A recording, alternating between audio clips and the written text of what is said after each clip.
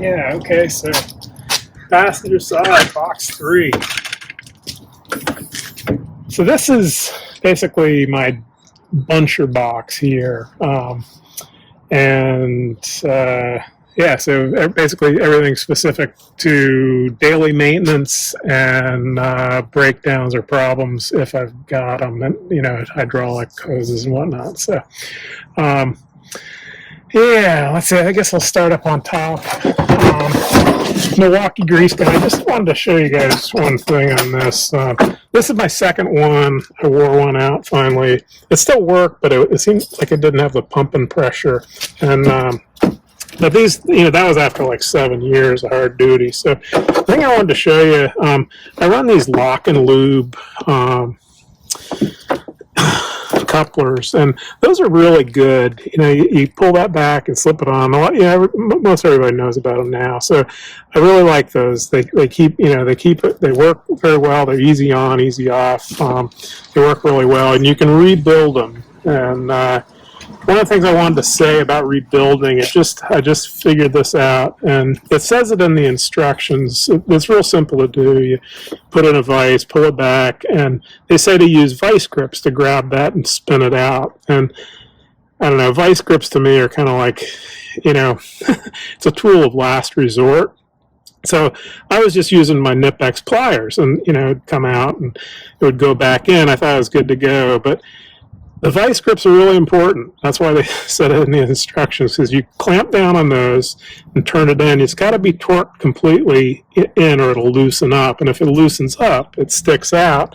Then when you put this, you know, release this coupler back out, the jaws stick out and they're not closing down enough. So I just wanted to throw that out at you. You know, I finally figured that out, that the instructions were correct.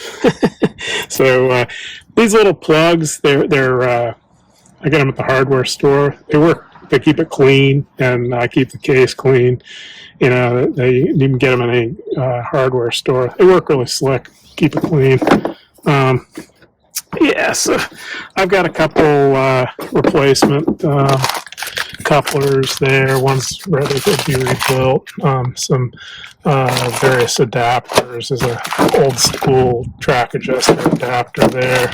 Yeah, so, yeah, these grease guns are great, you know, and I like having a case for them. It keeps them clean, out of weather, dry, and yeah, so it'd be handy.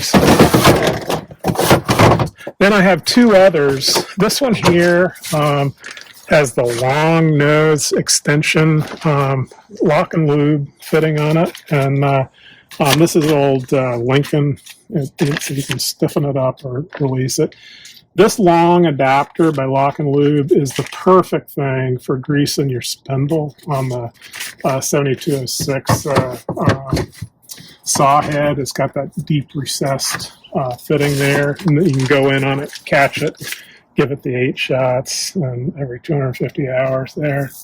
And this is just a standard with the grease, you know, standard Lock and Lube on it there. That's handy also for that 250-hour maintenance for the swing motor bearings. A lot of those things on Tiger Cat, like the saw motor bearings and the swing motor bearings, they don't want you to use a power grease gun because the seals. I always grease them hot too. So yeah, and you know, we know what that stuff is. And I got brake clean in the back. Got some extra plexus here. This stuff is the bomb for your Lexan windows. It's a protectant, so you clean it, and then you put this on with a dry cloth. It puts a coating on it.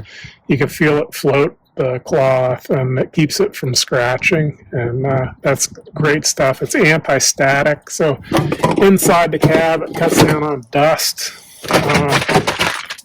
Metric Zerks, and then this is my standard Zerks here. I've got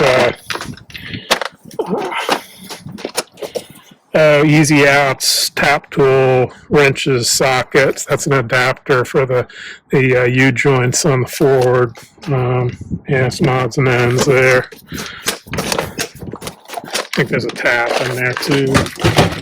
couple taps actually. Yeah, this is a great brush. I use that for cleaning the screens, radiator screens on bunchers. I've had that for several different bunchers actually. It works really well. Got that up at Hardwicks in Seattle, which is a victim of gentrification. They couldn't afford Seattle. They moved to Idaho. It was a hell of a hardware store in its day. Yeah, so moving down, hydraulic test kit. This is something I got kind of a kick out of this. I bought this Pelican box used. I want to come back on that because it's stuff I've built up over the years, and with some help from the guys there at Advanced Hydraulics here in Portland, I got some other stuff a few years back and put it all together in case. It's really great. It's analog, but we'll get back into it. And then before I had the hose machine, what I'd do if I had a hose get broken, I'd build 2 of them at the shop and then tape them, cap them and tape them, and they're in here. So I have had, I think, 3 hoses break on the stick from fallen, broken hardwood, coming raining down on that tool cylinder. And so they're there. So I've got a few hoses. I'm going to phase those out now because I've got the hose machine in the box. Yeah, so I'm going to pull this out, this bad boy. And I'll take a look. I got a belt here recently. I just put a new water pump on. I noticed it was a little fatigued, so got it on hand. Maybe it's 500-hour maintenance to get that in.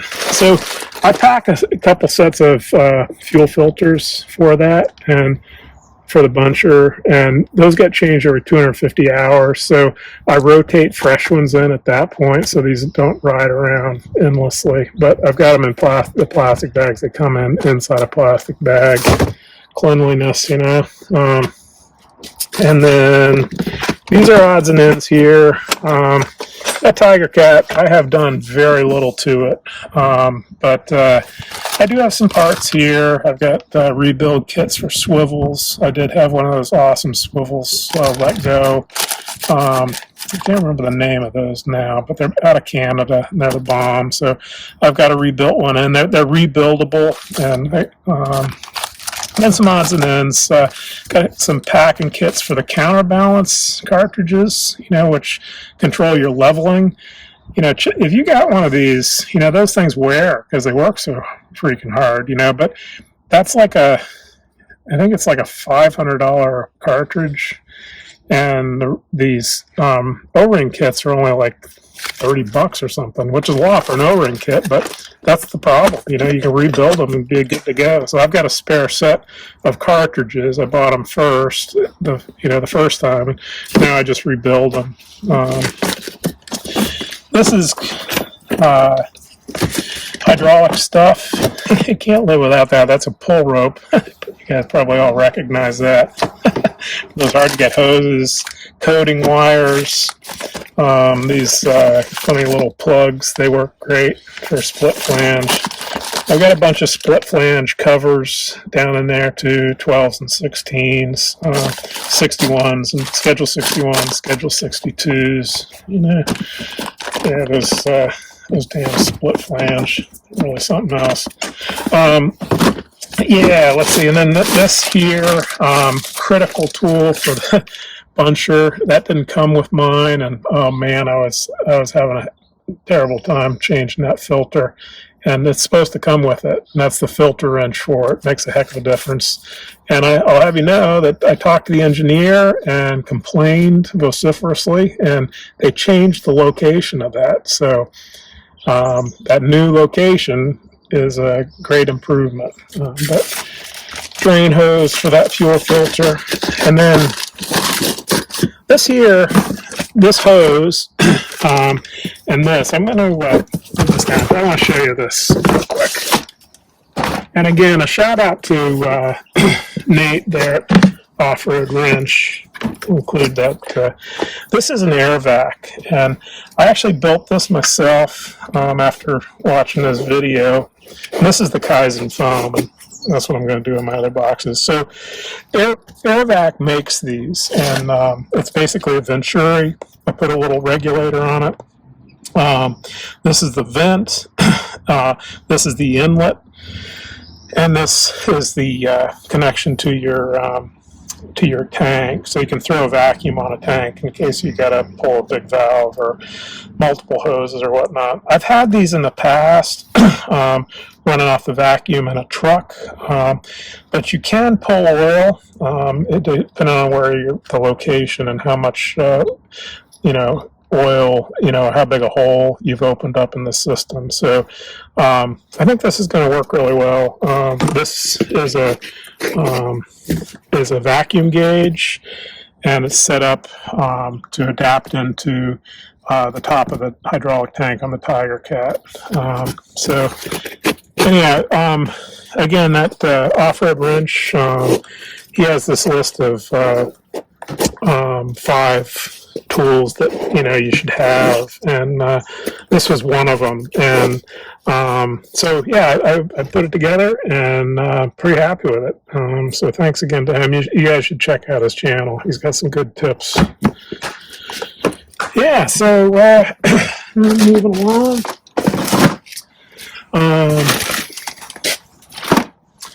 Diapers there, great things. I still don't quite understand how those work. They pick up oil, not water, but by golly, they do. And I love to have my machine dusty, and that helps. If you're going to make a leak, lay those things down, get them out of there when you're done, and then brake clean it up, keep it clean. So then O-rings, you gotta have O-rings, man. So there are all those there, and then I just picked these up a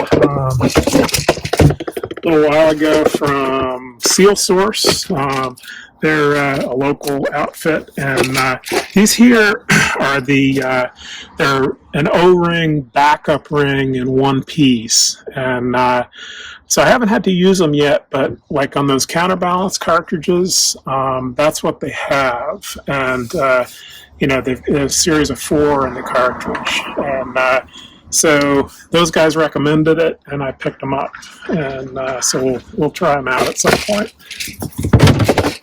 But they're always throwing you a new O-ring, like the John Deeres they've got that on the main return line in the valve. They've got that British standard pipe O-ring, and it looks like an O-ring Boss, but it's not. And I've got one of those, or a couple of those, because you put an O-ring Boss in it, and it's going to let go on you. It's not right. Yeah. So anyhow, that's over here. Let's see if, like I said, underneath that is hoses, and then I've got some hose clamps and another one of these boxes here. Hose clamps and fittings. Those will get you out of a jam. If you have like a coolant hose leak, you can cut it out and just splice one of these in and get you back to the shop or off the hill. So yeah, hose clamps collected over the years.